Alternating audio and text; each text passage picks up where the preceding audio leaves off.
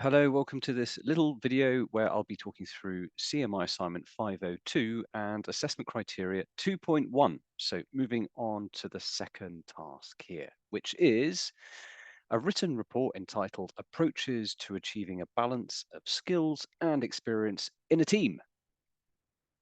So the first assessment criteria on this one, we need to evaluate techniques for assessing current and future team capabilities and requirements. So there's a little bit going on here. And of course, it's our old friend evaluate. So this is the one to watch out for. So consider the strengths and weaknesses, arguments for and against, or similarities and differences. The writer should then judge the evidence from different perspectives and make a valid conclusion or a reasoned judgment. Apply current research or theories to support the evaluation when applicable. So it's really going to be looking at strengths and weaknesses of these approaches. So what we don't want to do is just describe them. We need to go a bit deeper and look at where they could work, where they might not. And what I'm going to do in this little video, and I apologize in advance if it gets a little bit waffly, I'm going to present two tools and I'm going to give my thoughts on where they work and some of the limitations that go with them as well.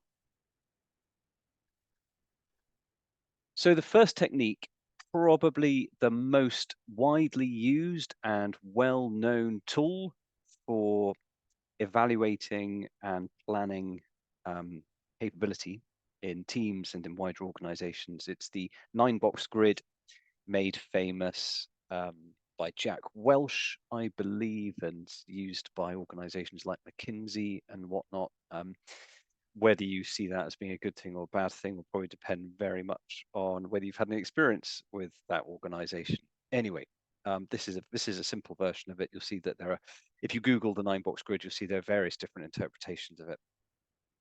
And a little reference, if you want to kind of have a look at the tool in the background, is the ever reliable mind tools. I've just put it on the slide there. So the key thing with the 9-box grid is it's a way of evaluating performance. You kind of look at people's performance, but you balance it against their potential.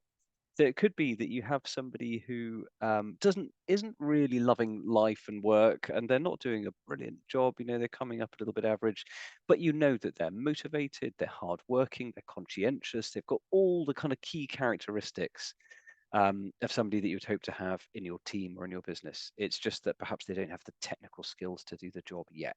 So that would be a way perhaps you could look at someone who might be perhaps a little bit moderate on performance, but very high on potential.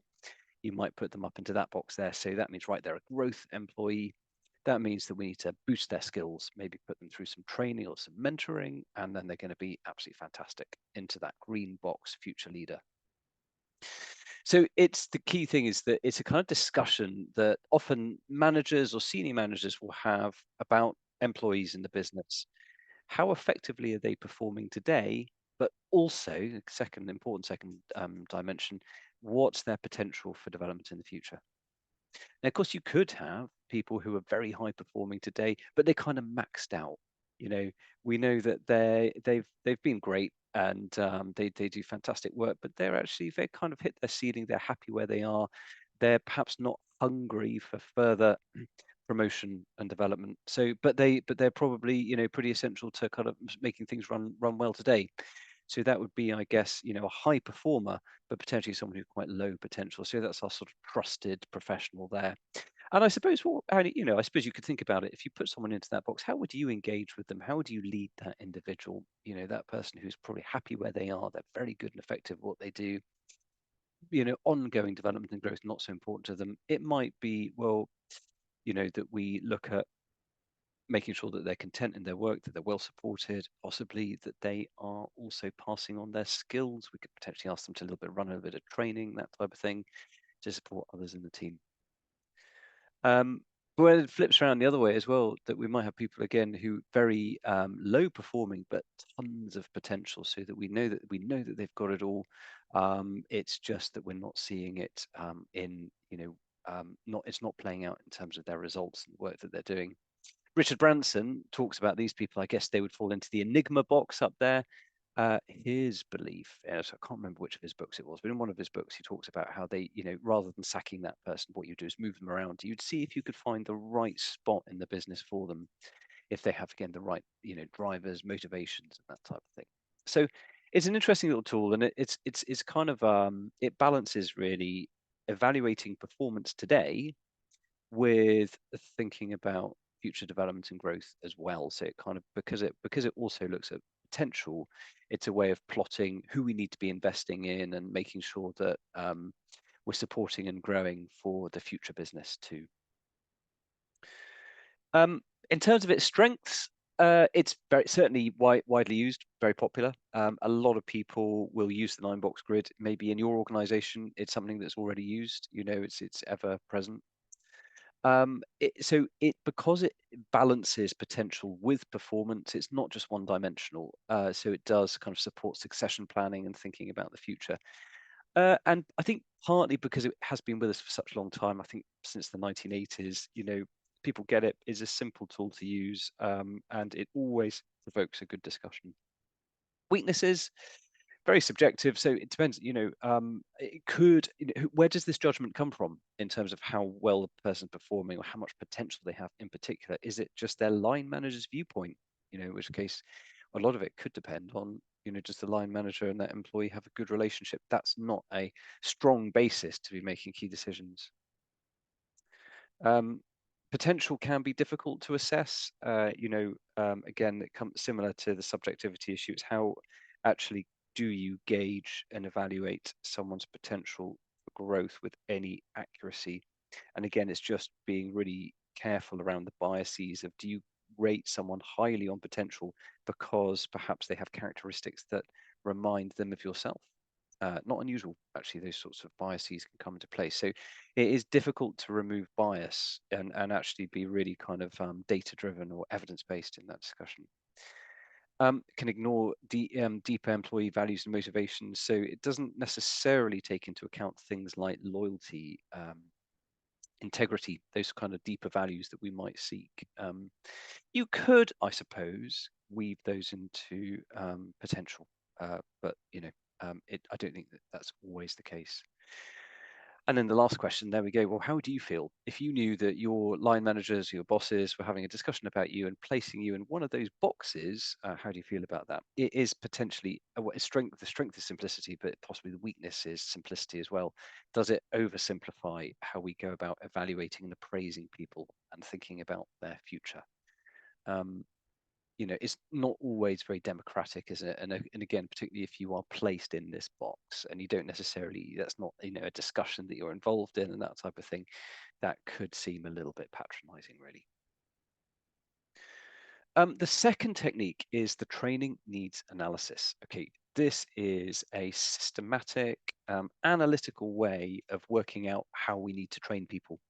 There are lots of different ways of doing this.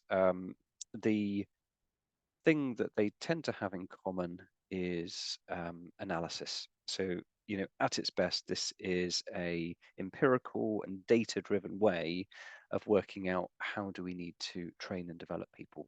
As I said, something that you can Google, and it's sort of there are lots of different models and ways of doing this. I'm just going to share one that I quite like, actually, a fairly simple way of doing it.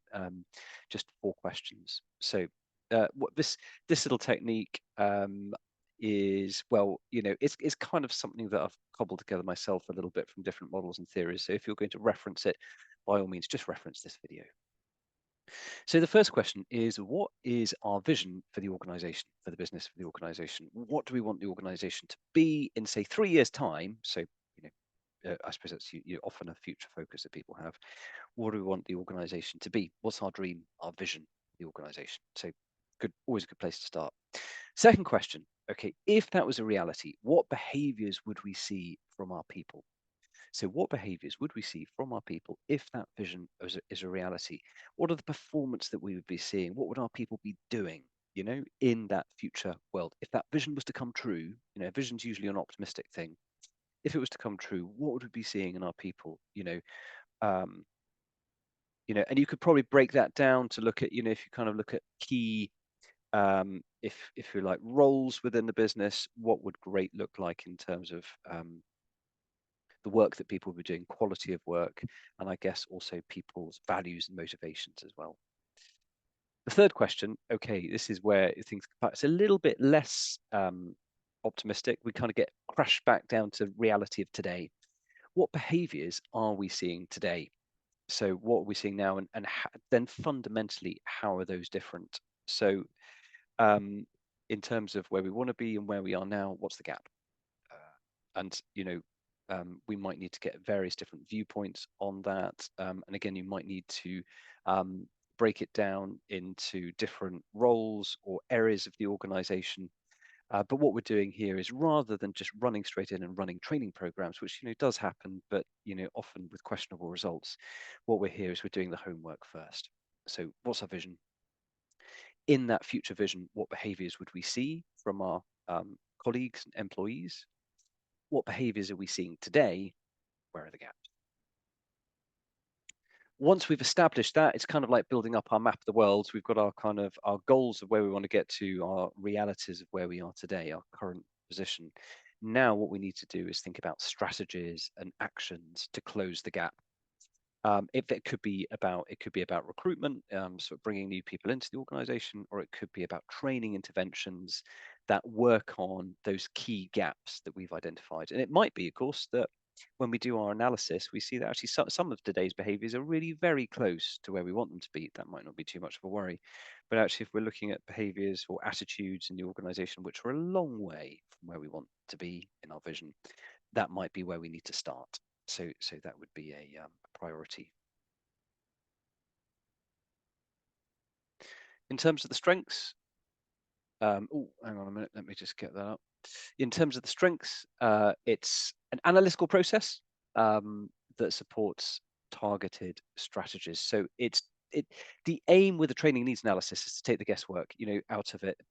Running training for people development, coaching, mentoring, it's time consuming. Even if it's just internal, it's time consuming. If you're bringing in external people to do it, it can get really quite expensive. Three cheers for that. But it is a significant investment. So what this does by working through this is it gives us an analytical approach, data driven, usually data driven, and it helps just to remove that guesswork and mean that when we do training or mentoring or interventions in the organization, we do it with a strategy in mind. We know where we are, we know where we're trying to get to, and then with that, we can actually measure the effectiveness of that training program. So, after the training program, are we seeing people's behaviors moving towards where we need them to be in that future vision? My slide's a bit complicated here. Apologies for that. Weaknesses. Yeah, so again, it's only as good as the information that goes into it.